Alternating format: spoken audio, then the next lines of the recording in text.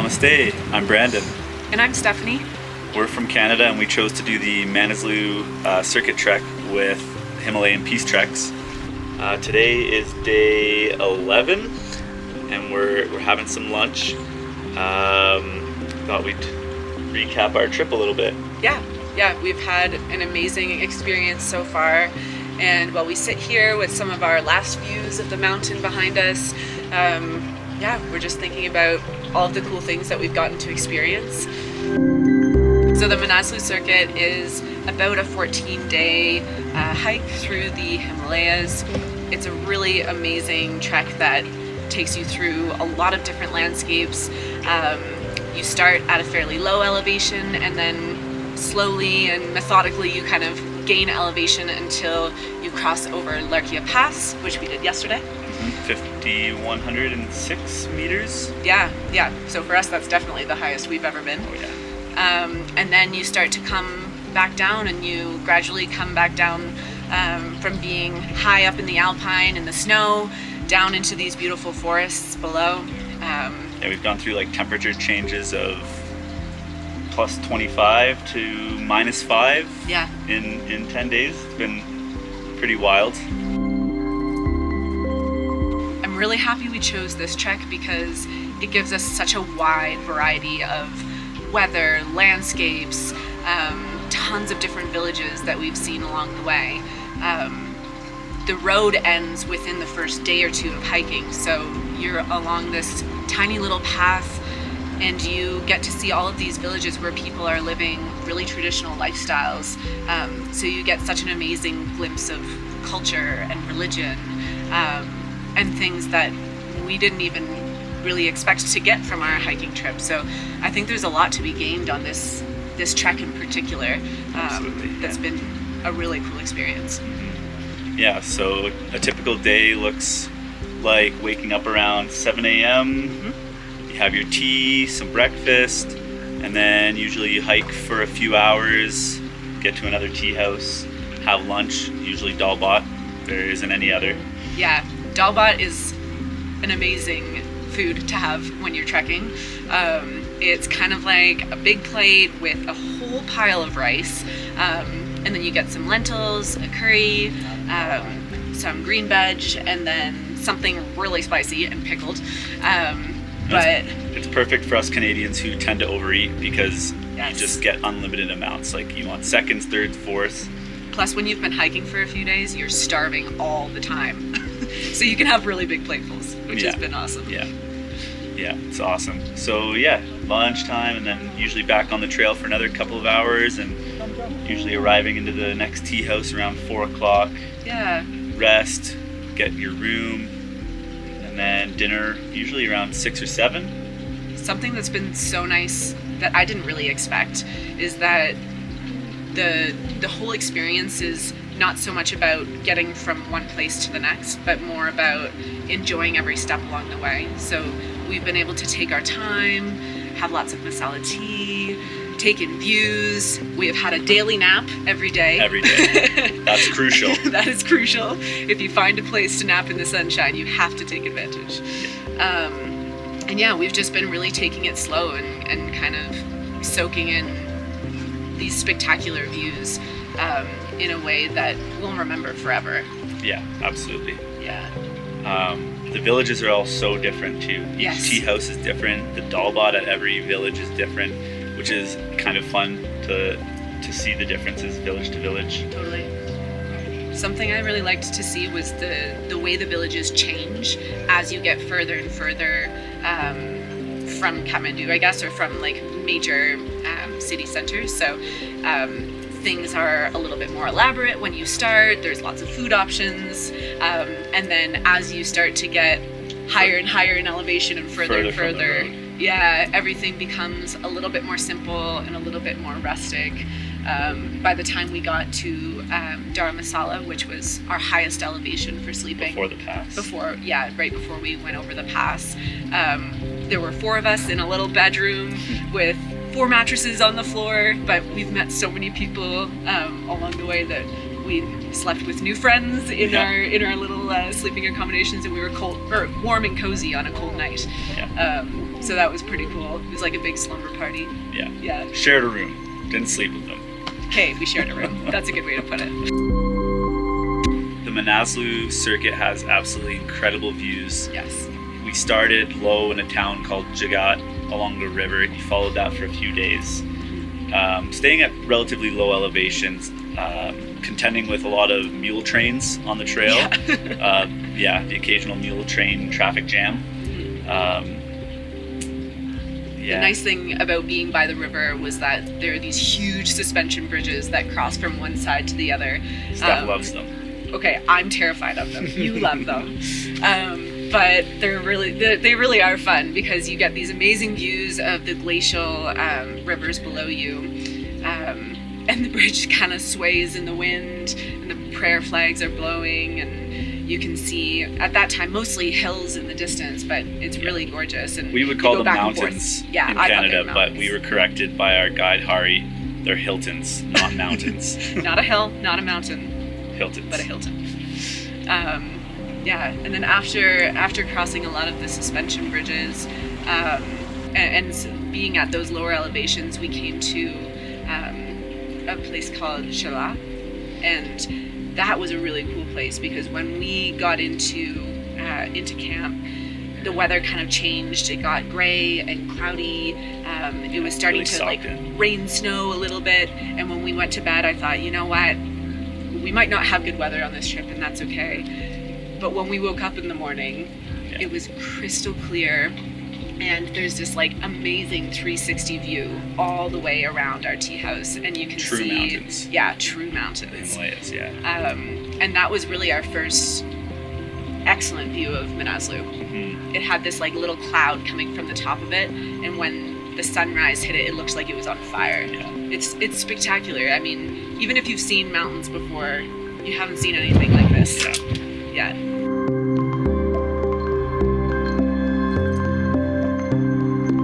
So we worked our way up from about 800 meters to Larke Pass, which was 5,106 meters. The pass day starts from Dharamsala and ends in Bimthang, and that was one of the hardest days we had. The 5,000 meter elevation is no joke. Yeah.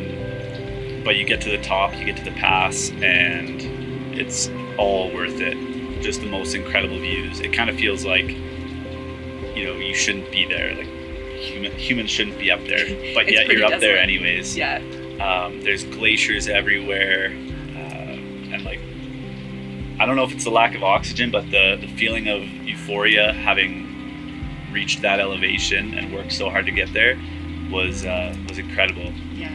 Yeah. You got to do it. Especially when you wake up early in the morning, and for us, it was a beautiful starry morning, and the moon was just kind of setting over these really jagged peaks in the background. And we were just hiking by headlamp, and then the sun starts to come up, and you get this golden ridge that forms out the top of the mountain peaks. And then by the time you get to the top, we got lucky. I mean, we had spectacular weather to be able to see these amazing views from the top. But like Brandon said, the elevation is no joke. That was something that was new to us. Yeah. But we were really thankful for our guide because he took really good care of us and kind of checked in, because we definitely did have a few symptoms of altitude sickness as we went. A few headaches here and there, some digestion challenges here and there. But which really, is pretty common. Yeah, a lot of people from other companies and other groups were feeling those types of effects as well. Yeah. So but I think it was really manageable because we took our time and we made sure that we had acclimatization days in really specific places to allow our bodies to adjust, which was so important. Every time I started feeling kind of off, we hung out for a night or even a few hours, and by the time I'd had the time to adjust, I was feeling really good again. Yeah, but up in the higher altitudes, it's slow going, really tiny steps and really heavy breathing. Snail's pace. Yeah. So something really cool about this trek is that along the way, every night you get to stay in a tea house in a different village. And so what a tea house looks like is, well, they're all a little bit different, but usually we had our own room and we each had a little single bed. Sometimes we had our own bathroom in the room, but sometimes it was like a shared bathroom. Yeah.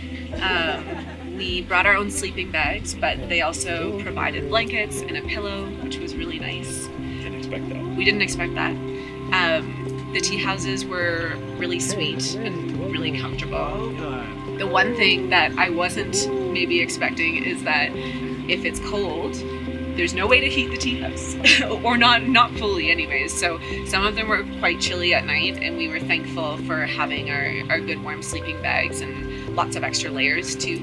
Yeah, usually just the dining hall will be heated, so it's typical to hang out in the dining hall with all your fellow trekkers and the guides, because that's the only heat source. There's no heat source in your individual rooms. Yeah. So we got really good at a couple of different card games.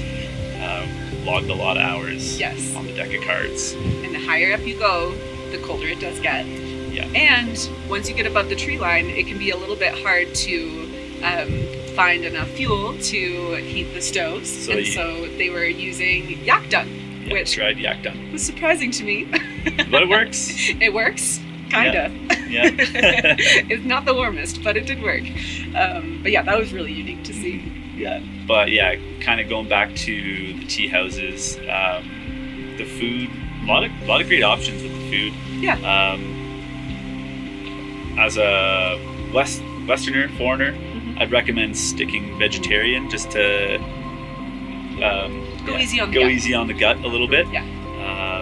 But there's always plenty of options. You've got like fried noodles. You can do like fried noodles with veggie and egg. You can do fried rice. Dal bhat's always a great option. We ate a lot of Swiss rosti. Yeah, Swiss rosti. Yeah, they have a lot of great options. And big portions, which is great. Yeah. Breakfast, pancakes. Yeah. Tibetan bread, porridge. Yeah. I ate a lot of porridge. I recommend it. Got apples and honey with that. It was great. Yeah. Great for the morning. The menus are simple, and they're pretty much the same everywhere you go. But it's good, energy-dense food that carries you along your way.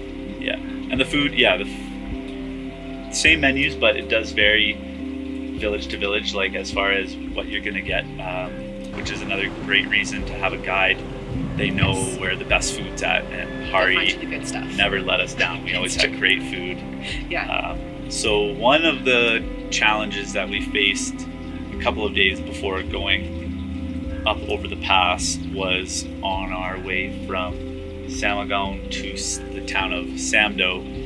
We got a really heavy snowfall during our hike. The snow was quite wet and everything got pretty soaked. Yeah, it was like whiteout conditions. It was beautiful. It was very beautiful. It was beautiful. The only problem is that because you're gaining elevation there was pretty much no way to get everything dry after that. So yeah, that was hard.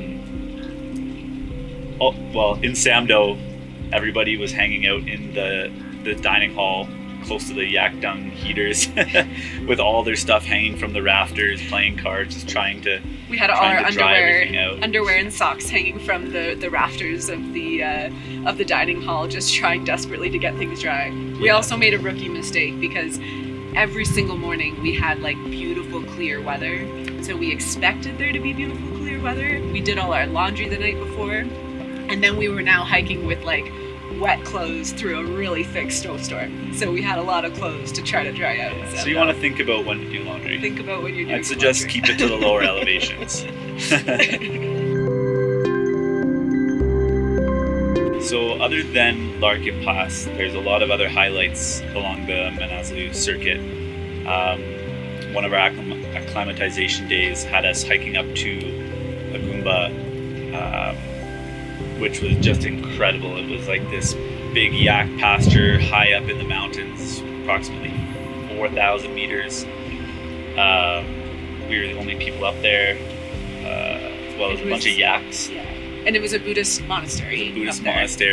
Where they hold celebrations. Nobody was up there when we were there, but the place was just absolutely incredible. It was like a fairy tale. Yeah, it was surreal. I mean, a lot of this trip has been surreal. That's true. So we did the Gumba. We did another side hike to a glacial-fed lake from Manaslu Glacier, which was also incredible. We had, again, a great nap there. Yeah, good naps. Very cool. We saw an avalanche off of the glacier, which was pretty cool. Yeah, a lot of monasteries we checked out, which was also cool to see a different way of life. Some young monks were in class when we strolled through the monastery just outside of Shyala.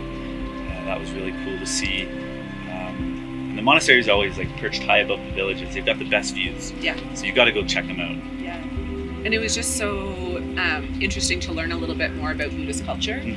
And yeah, to see where they practice, to hear a few of their like chants and prayers and see the flags and see how hard they work to get to these places of worship was really fascinating. They have built these like huge mani walls with inscriptions and these beautiful temples in the middle of what seems for us like nowhere. Yeah. But it's been a ton of work to build these beautiful places, and it's really, really special to be able to experience that.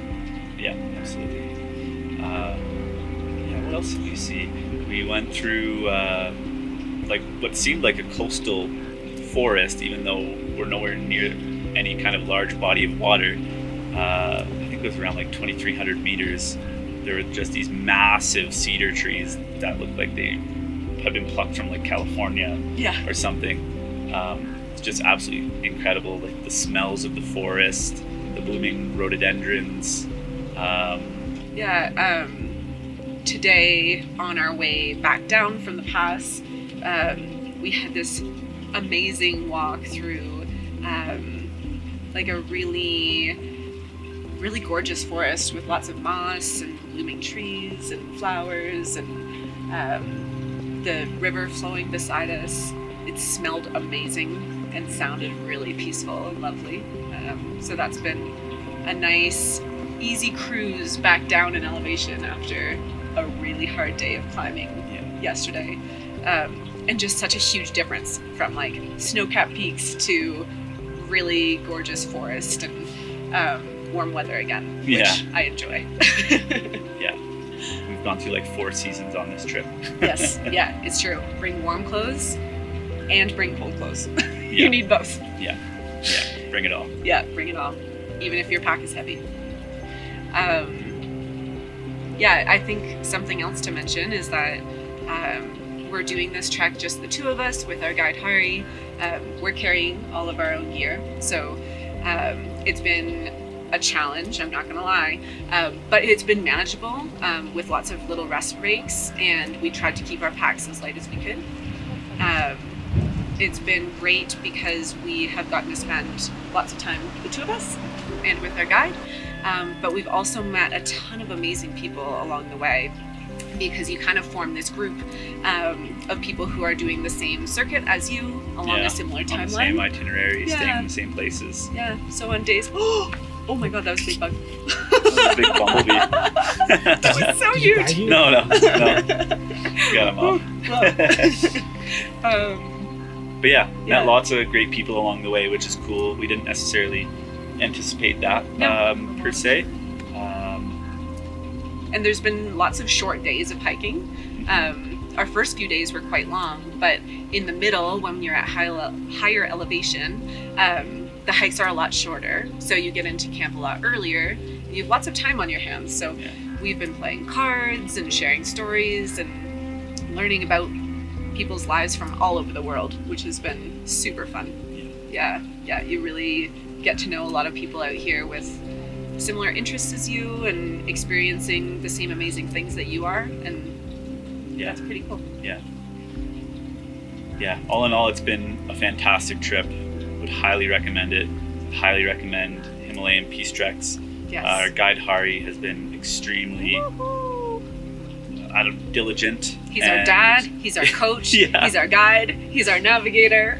He's the do-it-all guy, super knowledgeable. You can pretty much ask him any question and somehow he's got the answer to it. So Yeah. definitely check out Manaslu Circuit, and if you're going to do it with Himalayan Peace Treks.